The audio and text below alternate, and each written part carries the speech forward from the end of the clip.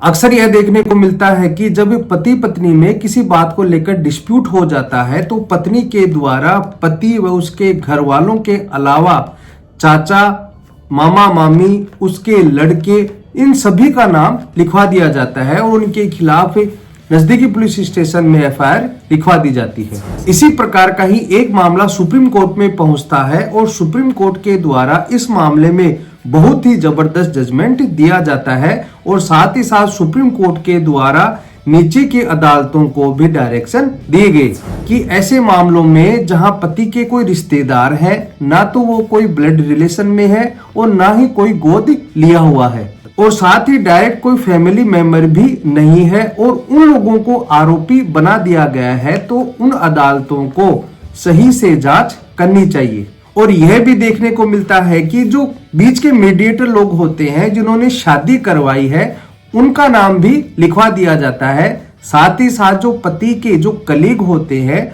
उनको भी आरोपी बना दिया जाता है। तो आज मैं इसी के बारे में बात करने जा रहा हूं कि जब पत्नी के द्वारा दूर के रिश्तेदारों का नाम लिखवा दिया जाता है तो सुप्रीम कोर्ट के द्वारा उन दूर के रिश्तेदारों को किस प्रकार से जजमेंट के माध्यम से राहत प्रदान की है।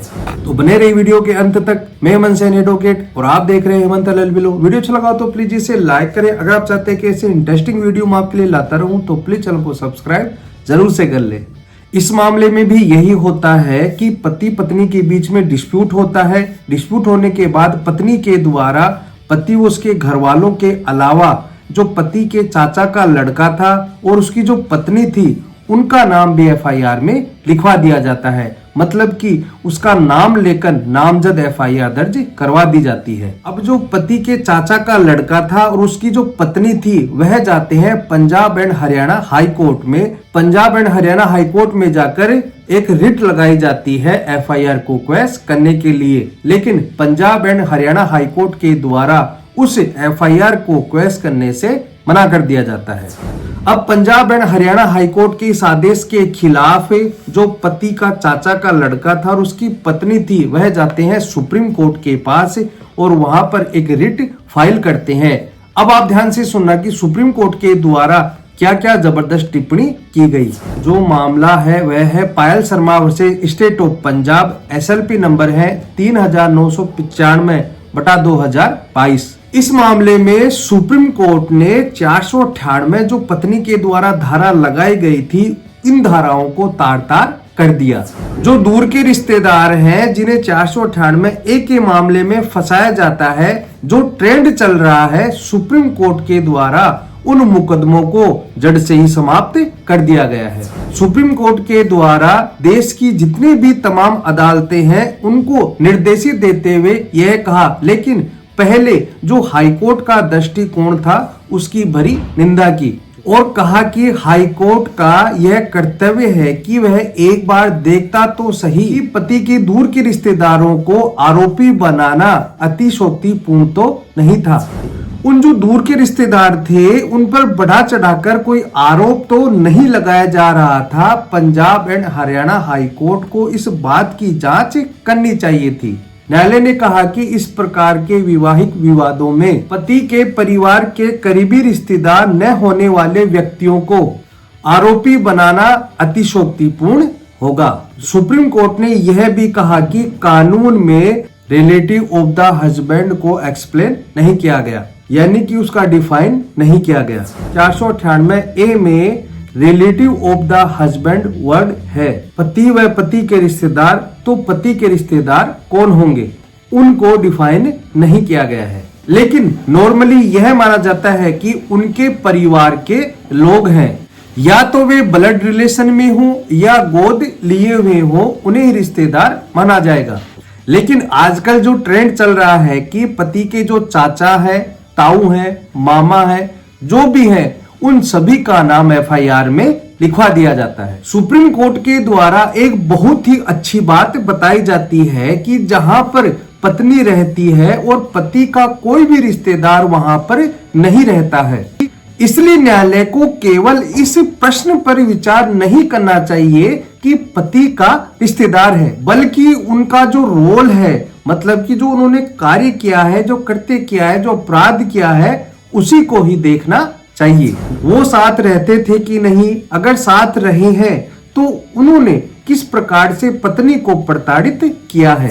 यह भी जांच करनी चाहिए कि पति पर दबाव बनाने के लिए पति के दूर के रिश्तेदारों का नाम लिखवाकर पति पर दबाव तो नहीं बनाया जा रहा है।